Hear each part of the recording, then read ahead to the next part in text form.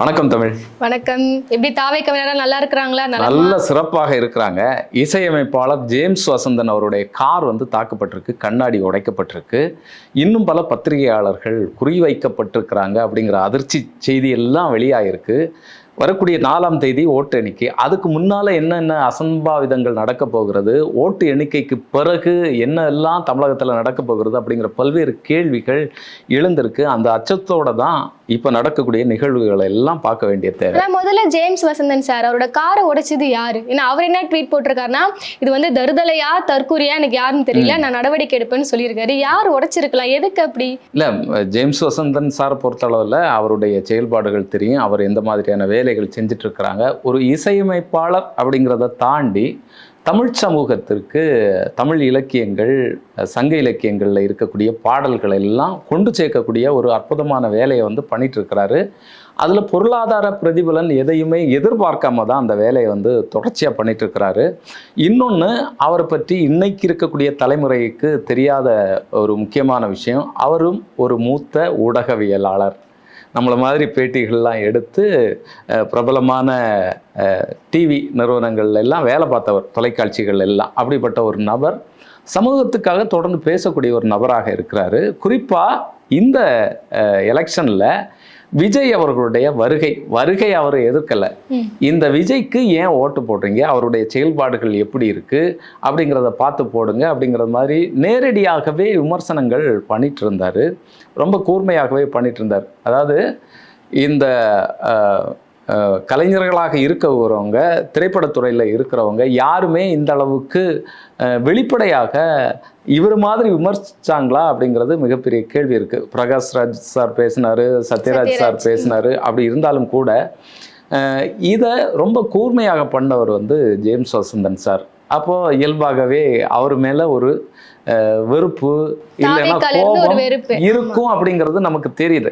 இந்த குற்றச்செயல் யாரு புரிஞ்சாங்க அப்படிங்கிறது இன்னைக்கு வரைக்கும் தெளிவில்லை. அதை காவல்துறையினர் கண்டுபிடிக்கணும். அதில் எந்த விதமான மாற்றம் இல்லை. அப்போது ஒருத்தர் ஒரு விமர்சனத்தை முன்வைக்கிறாருன்னு சொன்னால் அரசியல் ரீதியாக அதை எதிர்கொள்ளணும், அதற்கு எதிர் விமர்சனத்தை வைக்கணும். நீங்கள் சொல்கிறது தவறு, அவர் இந்த மாதிரியான வேலைகளை எல்லாம் செஞ்சுருக்கிறாரு, சமூகத்துக்காக விஜய் நிற்பார் அப்படிங்கிற உதாரணங்களை முன் வச்சு நீங்கள் இது பண்ணணும்.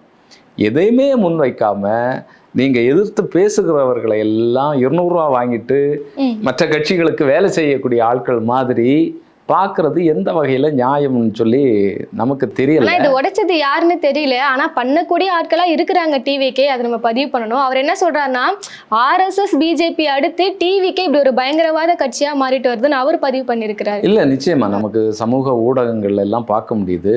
எதிர்த்து பேசுகிறவர்களை, விமர்சிக்கிறவர்களை எல்லாம் எந்த அளவுக்கு தனிப்பட்ட முறையில் அவர்களுடைய பெற்றோர்களை, அவர்களுடைய மனைவியை, பிள்ளைகளை எல்லாம் கேவலமாக இழிவுபடுத்தக்கூடிய வகையில் கெட்ட வார்த்தைகளாக இது பண்ணி வச்சுருக்காங்க. நீங்கள் அந்த சோசியல் மீடியாவே திறந்தாலே ஒரு நாத்தம் அடிக்கக்கூடிய இதை நம்ம பார்க்க முடியுது. சமீப காலத்தில் இதெல்லாம் நம்ம பார்க்காத ஒரு விஷயம். இன்னைக்கு இருக்கக்கூடிய தலைமுறை ஏன் இந்த அளவுக்கு கேடுகெட்ட ரீதியாக போகிறாங்க அப்படிங்கிற ஒரு கேள்வி இருக்குது அதில். இன்னொன்று, ஒரு ஆரோக்கியமான அரசியல் விவாதம் இங்கே நடக்கவே இல்லை. இப்போ விஜய் வந்த உடனே இளைஞர்கள்லாம் அரசியல் பேச ஆரம்பிச்சிட்டாங்க. பாருங்க, யாருமே செய்யாத சாதனையே, எந்த கட்சிகளும் இத்தனை வருட காலம் தமிழகத்தில் செய்யாத ஒரு சாதனையை, செயல்பாடை விஜய் வந்ததன் மூலமாக செய்ய ஆரம்பிச்சிட்டாரு அப்படிங்கிற பலரும் பேசுறாங்க. இப்போ ஒரு பொண்ணு ரீசெண்டா பேசிச்சு, அந்த ட்விட்டர் எடுத்தாலே அந்த ஒரு பொண்ணு தான் வைரல் ஆயிட்டு இருக்கு. என்ன சொல்லுதுன்னா, ஒருவேளை அண்ணா ஆட்சிக்கு அமைச்சிட்டாருன்னா, ஏதாவது நிதி தேவைப்பட்டுச்சுன்னா தமிழகத்துக்கு ஏதாவது திட்டங்கள் கொண்டு வரதுக்கு அவர் தமிழக மக்களோட பணத்துக்கு எதிர்பார்க்க மாட்டார். சொந்த பணத்தை போட்டு நடிச்சிருவாராம். அந்த டைம்ல இப்ப காசு இல்ல தமிழ்நாட்டுக்குன்னா ஒரு 2 படம் நடிச்சு கொடுத்து வர காசை தமிழக மக்களுக்கு யூஸ் பண்ணுவாருன்னு. விஜய் அவர்கள் தமிழக மக்களுக்கு என்ன பண்ணாரு அப்படிங்கிறது நமக்கு தெரியும். எதுவுமே அவர் பண்ணல. இந்த கட்சியை ஆரம்பிச்ச பிறகுதான் படிக்கக்கூடிய மாணவர்களுக்குன்னு சொல்லி சில விஷயங்களை பண்றாரு. குறிப்பாக மாவட்டம் தோறும் முதல் மதிப்பெண் எடுத்த மாணவர்களை கூப்பிட்டு பாராட்டக்கூடிய விஷயம், அவர்களுக்கு நிதி வழங்கக்கூடிய விஷயத்த பண்ணார். அதற்கு முன்னால் இவர் என்ன செஞ்சாரு? சரி, அதற்கு முன்னால் செய்ய வேண்டிய தேவையில்லை, அதையெல்லாம் நீங்கள் ஏன் கேள்வி கேட்குறீங்க அப்படின்னு இருந்தாலும் கூட ஒரு சமூகத்துக்கு இவர் எந்த மாதிரியான செயலாற்றுவார் அப்படிங்கிறது இவருடைய வரலாறுலேருந்து தானே நம்ம எடுக்க முடியும். விஜய் தனிப்பட்ட முறையில் இப்போ நீங்களோ நானோ வந்து நான் நல்லது செய்ய போகிறேன், நான் தான் அடுத்தது தமிழகத்தினுடைய தலைவர் முதல்வராக விரும்புகிறேன் அப்படின்னு சொன்னால் யார் ஏற்றுக்கொள்வா? யாருமே ஏற்றுக்கொள்ள மாட்டாங்க. நம்முடைய செயல் திட்டம் என்ன, நம்ம என்ன செய்ய போகிறோம், இதுக்கு முன்னால் நான் என்ன செஞ்சுட்டு இருந்தேன், என்னுடைய அரசியல் என்ன அப்படிங்கிறது தான் மக்கள் பார்ப்பாங்க. இல்ல அதுவே நம்ம ஒரு 4 படம் நடிச்சிருந்தோம்னா மாசா அப்ப நம்மள ஏத்துப்பாங்க.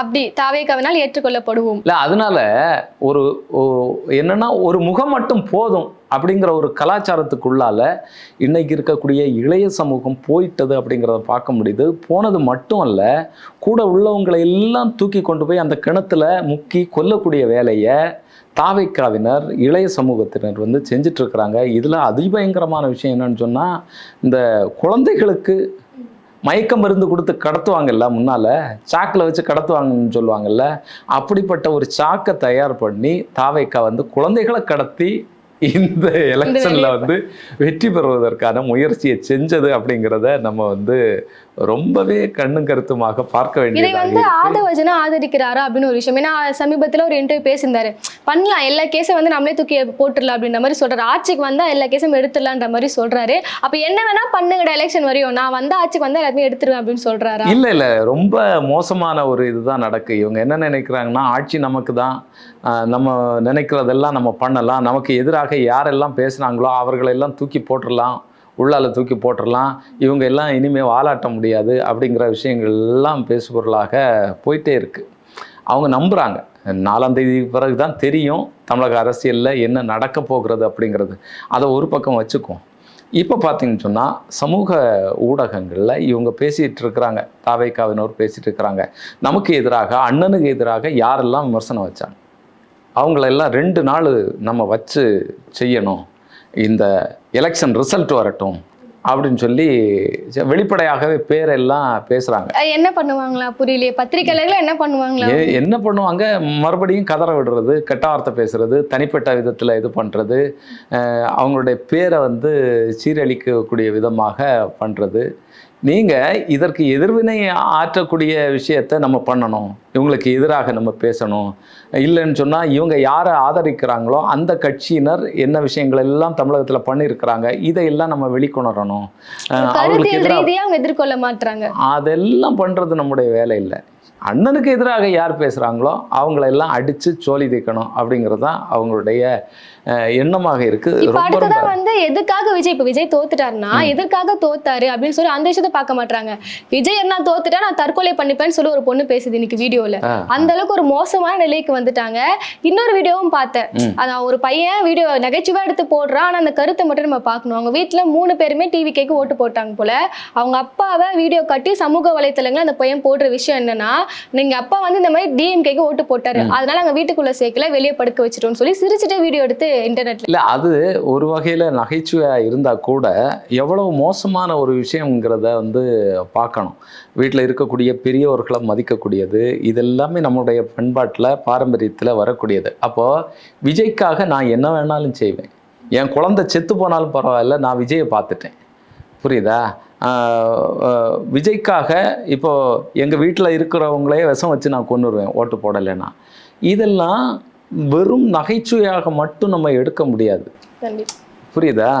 இப்போ இன்னொன்று, இந்த குழந்தைகளை வச்சு இதில் ரீல்ஸ் போடுறது, விஜய் அண்ணாவுக்காக இது பண்ணது, உலகமே இன்னைக்கு விஜய் சுற்றி தான் இயங்கிட்டு இருக்கிற மாதிரியான ஒரு பார்வையை இவங்க எல்லாம் ஏற்படுத்திட்டு இருக்கிறாங்க.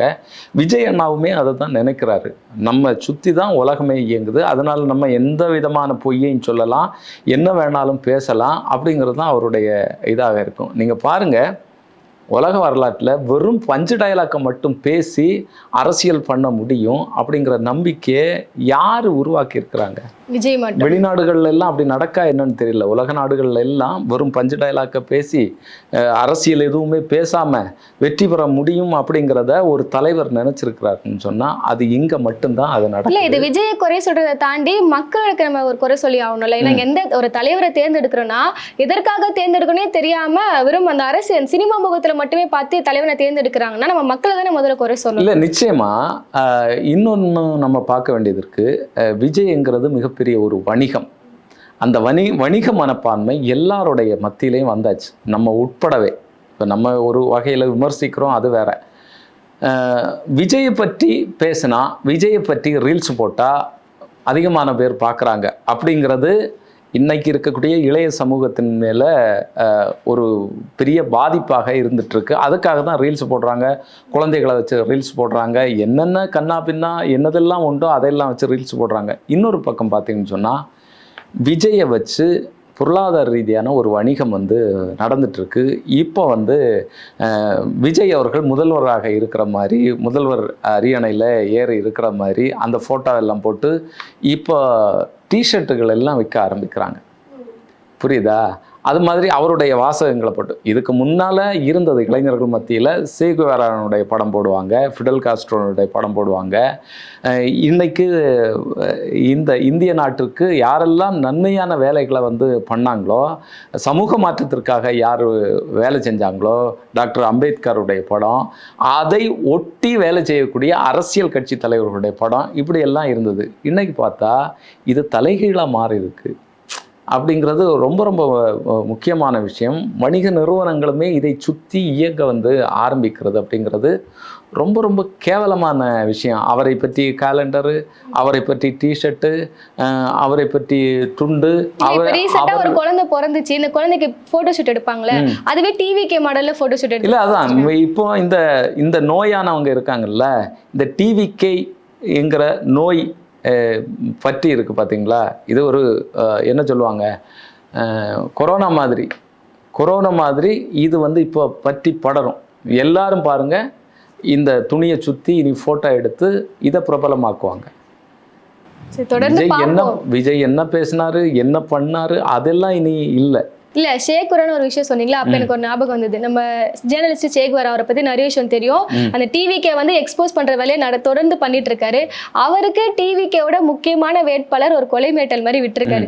விஜய் ஒரு வேளை தோத்துட்டாருன்னா உன் சமாதி என் கையில தாண்டா அப்படின்னு சொல்லி சேகுவராவை மிரட்டி இருக்காரு. பாத்துக்கோங்க. அதாவது அவங்க விஜய் ரசிகர்கள் பண்ணல, வேட்பாளர் பண்றாரு இந்த வேலையை. இல்ல, இது தொடர்ச்சியா நடந்துட்டு இருக்கு.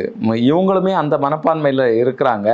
இந்த கொலை மிரட்டல் அப்படிங்கிறத தாண்டி விஜய் அவர்கள் தோத்து போனால் அதுக்கு காரணம் வந்து இந்த ஆட்கள் தான், இவங்களை விடக்கூடாது அப்படிங்கிற ஒரு மனப்பான்மை இருக்குது.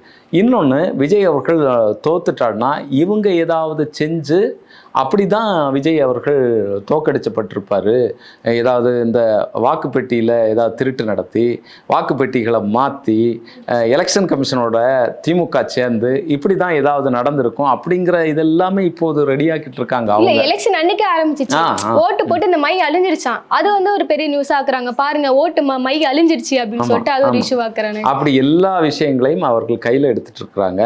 இது ஒரு ஆரோக்கியமான அரசியலுக்கு உகந்ததாக இல்லை. தமிழகத்தை எந்த அளவுக்கு மாற்றி அமைக்கணும். இன்னொன்று, இங்கே இருக்கக்கூடிய திராவிட கட்சிகள் வந்து இன்னைக்கு இருக்கக்கூடிய ஜென்சி கிட்ஸ் அப்படிங்கிற இளைஞர்கள் மத்தியில் சமூகத்துக்கு தேவையான விஷயங்களை கொண்டு போகலை. கருத்தியல் ரீதியாக அவர்களிடத்தில் எந்த விதமான வேலையும் வந்து செய்யலை அப்படிங்கிறது இதன் மூலமாக வெட்ட வெளிச்சமாகிறது. அதை வந்து சமூகத்துக்கு காட்டி கொடுத்தவர் வந்து விஜய். அந்த வகையில் விஜய்க்கு வந்து ஒரு கோடான கோடி நன்றி வந்து நம்ம சொல்ல வேண்டியதாக இருக்குது. படிக்கக்கூடிய மாணவர்கள் மத்தியில் எதையும் கொண்டு போகலை. திராவிட சித்தாந்தம் என்ன அப்படிங்கிறத பேசலை. ஆரியம் என்ன, திராவிடம் என்ன, தமிழ் சமூகத்திற்கான வேலைகள் என்ன, தமிழ் சமூகம் எப்படிப்பட்ட சமூகம், இந்த விஷயங்கள் எல்லாம் அங்கொன்று இங்கொன்றுமாக தான் சமூக ஊடகங்களில் பேசிகிட்டு இருக்கோம். அதை தாண்டி மாணவர்களுக்கு கொண்டு போகக்கூடிய வேலையை வந்து தொடர்ச்சியாக செய்யணும் அப்படிங்கிறது தான் இதுலேருந்து நமக்கு தெரியக்கூடிய விஷயமாக இருக்குது. தொடர்ந்து பேசுவோம்.